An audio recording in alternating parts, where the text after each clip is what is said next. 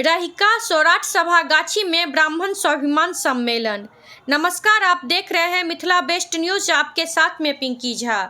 ब्राह्मणों के जागृतिक सम्मेलन में विश्व पटल पर मानव कल्याण का संदेश देने का सुअवसर मिला है।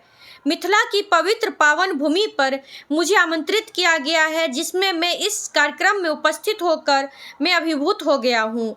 ये उदागर व्यक्त करते हुए कार्यक्रम के मुख्य अतिथि बिहार के पूर्व डीजीपी गुप्तेश्वर पांडे ने सौराठ सभागाछी परिसर में आयोजित ब्राह्मण सम्मेलन में कही। वहीं हैदराबाद से आमंत्रित विशिष्ट अतिथि बाल ब्रह्मचारी कमलेश जी महाराज ने कहा कि समस्त ब्रह्मांड को शक्ति एवं ज्ञानदायिनी धरती पर आकर गौरवान्वित हूँ।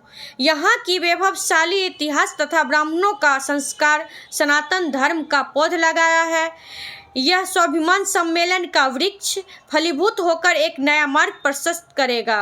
उन्होंने कहा कि सनातन सांस्कृतिक तालाब आपूर्ति नहीं है, यह एक महासागर के समान है। ब्राह्मण और गाय धरती से समाप्त हो जाएगा तो विश्व में विनाश आ जाएगा।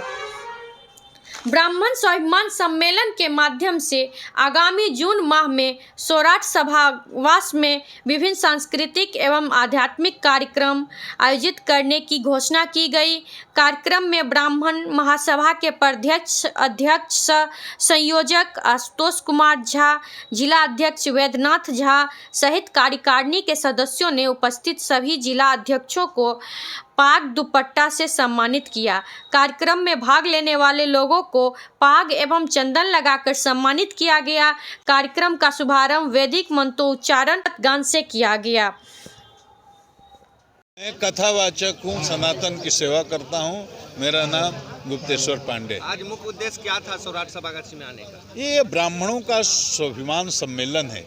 ये ब्राह्मणों का आत्मचिंतन शिविर है।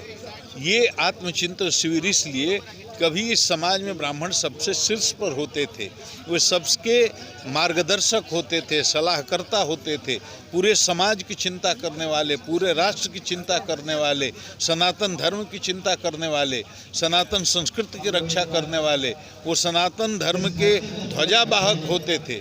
आज संपूर्ण समाज में ब्राह्मण ही निशाने पर हैं। ब्राह्मण को अपमानित करने में लोग अपना गौरव समझते हैं, ब्राह्मण को गाली देने में अपना गौरव समझते हैं, ब्राह्मणों के इतिहास को भुला दिया गया है। तो ये ब्राह्मणों का आत्मचिंतन शिविर है, आत्ममंथन शिविर है कि हम अपना पुराना खोया हुआ गौरव कैसे प्राप्त करें। सर, आज के दिन किन ऐसे लोगों को याद करते हैं जिनको लगता है कि ब्राह्मण समाज के लिए बहुत ज्यादा कार्य? देखो, हम संपूर्ण हमारी जो परंपरा है वो ऋषि परंपरा है। हम ऋषियों की संतान हैं। हम अपने संपूर्ण परंपरा को याद करते हैं, पूरे सनातन संस्कृति की परंपरा को याद करते हैं, अपने सतोगुणी संस्कृति को याद करते हैं, अपने ऋषियों को, मनुष्यों को याद करते हैं। और ये तो राजा जनक की धरती है, ये तो विद्यापति की धरती है, ये तो हमारे ललित बाबू की धरती है, ये तो वीरों की धरती है, ये तो मिथिला बलिदानियों की धरती है, मिथिला त्यागियों की धरती है, मिथिला तपस्वियों की धरती है, मिथिला मंडन मिश्रा की जैसे मनीषियों की धरती है, विद्वान और विदुषियों की धरती है। और यह हमारी सीता मैया की धरती है, उनका मायके है, वो मेरी माँ है। इसलिए पूरा मिथिला क्षेत्र मेरा ननिहाल है। तो यहाँ आकर के तो हमको बड़ा आनंद आता है, लगता है कि मैं अपने ननिहाल में हूँ। सर, जिस तरह से सनातन धर्म पे चोट की जा रही है, क्या लगता है आपको कि सनातन धर्म पर क्या मतलब कैसे उनको बढ़ावा हो सकता है? देखिए, सनातन का मतलब ही है जो सनातन है, जैसे ईश्वर हैं, जब से भगवान है तब से सनातन है, और सनातन को कोई मिटा नहीं सकता। सनातन जो मिट जाए वो सनातन नहीं है, मिटेगा नहीं।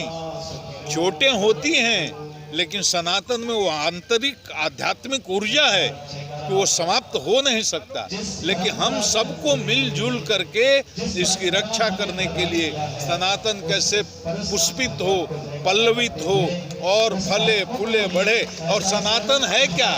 सनातन किसी मजहब के विरोध में नहीं है, सनातन कोई मुसलमान के विरोध में नहीं है, सनातन कोई ईसाई के विरोध में नहीं है, सनातन बुद्ध और जैन या सिख के विरोध में नहीं है।